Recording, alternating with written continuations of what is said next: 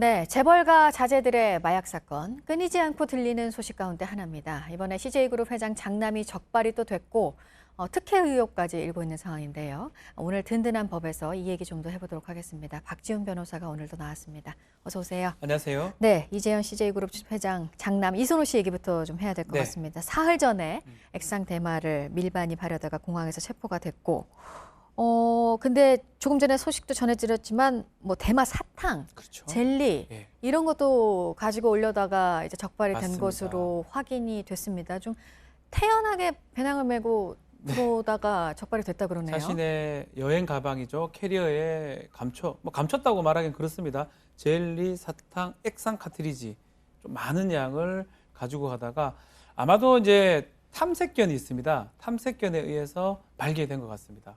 특히 액상 젤리나 캔디 같은 경우는 그 안에 겉모습은 젤리하고 캔디 형식이거든요.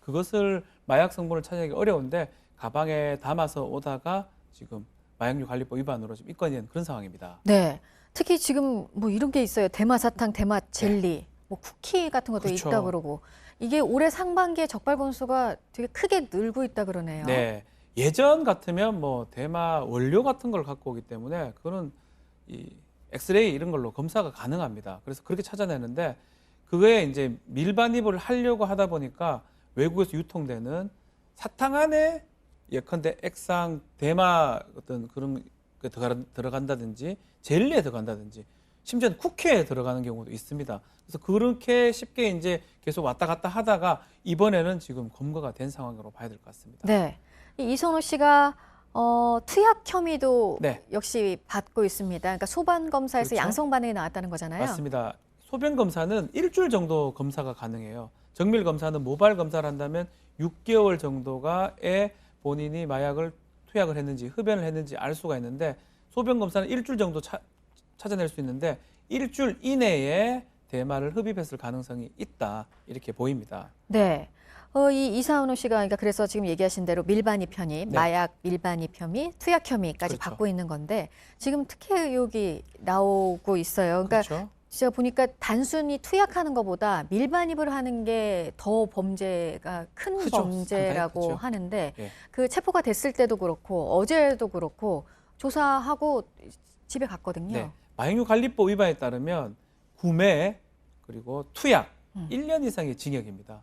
그렇지만 밀반입, 반출은 무기징역이나 5년 이상의 징역이에요. 왜 밀반입이 더 그렇게 중요한 상당히 건가요? 나쁜 거죠. 구매, 투약은 그 국내에서 이렇게 구매를 해가지고 투약을 하는 건데 이거는 국외에 있는 것을 몰래 가지고 와서 유통을 하는 거고 그 유통의 양이 상당히 클 수가 있다는 걸 감안해가지고 밀반입, 밀반출은 상당히 중하게 처벌합니다. 근데 그거를 위반하는 경우는 대다수 구속 수사가 원칙인데 구속을 하지 않고 또 최근에 현대나 다른 그 그룹의 3세, 4세들이 마약을 했던 경우는 구속을 했습니다. 긴급 체포를.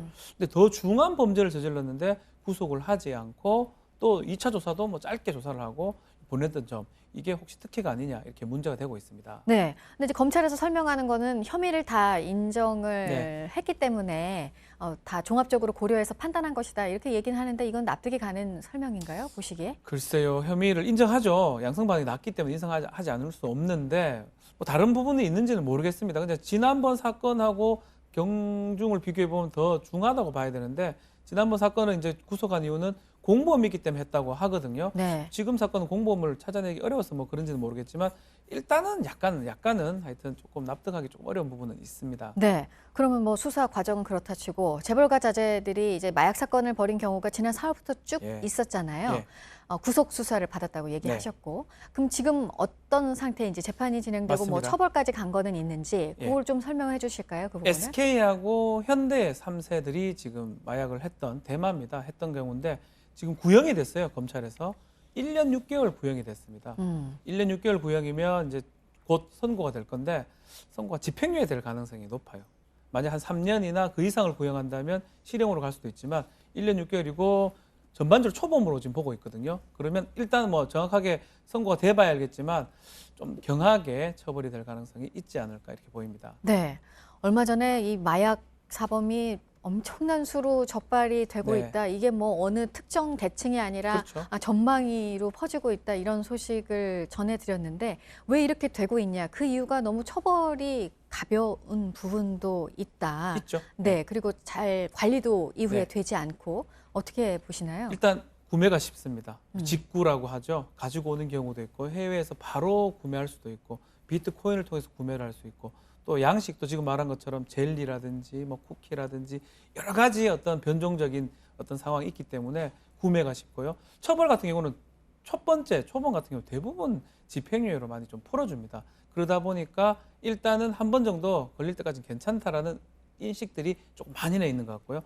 그러다 보니까 사실은 10대부터 뭐 재벌까지 정말 뭐 가리지 않고 지금 마약이 조금 많이 퍼져 있는 상황이 아닌가 이렇게 보입니다. 그러면 이 정도는 뭐 외국에서도 허용되는데 처음은 괜찮겠지라는 그런 인식조차도 없어지려면 어떤 게 제일 필요하다고 보세요? 강력한 처벌하고 계도거든요. 사실은 이선호 씨도 아마 LA 같은 경우는 대마 정도가 합법으로 돼 있어요. 그러다 보니까 뭐 막 할 수는 없지만 일정 요건 하에 대마를 구입하거나 이게 가능한데 그런 상황에서 한국에 별다른 뭐 제의식 없이 왔을 가능성 있습니다. 그렇지만 이걸 하게 되면 강력하게 처벌받을 수 있고 큰일 날 수 있다라는 게 좀 인식이 돼야 되는데 그게 집행유예로 계속 하다 보니까 인식이 안 되는 게 좀 문제가 아닌가 생각이 듭니다. 우리나라에서 불법이라는 건 당연히 알았겠죠. 네. 알았지만 네. 네, 그렇습니다. 알겠습니다. 박지훈 변호사와 얘기 나눠봤습니다. 고맙습니다. 감사합니다.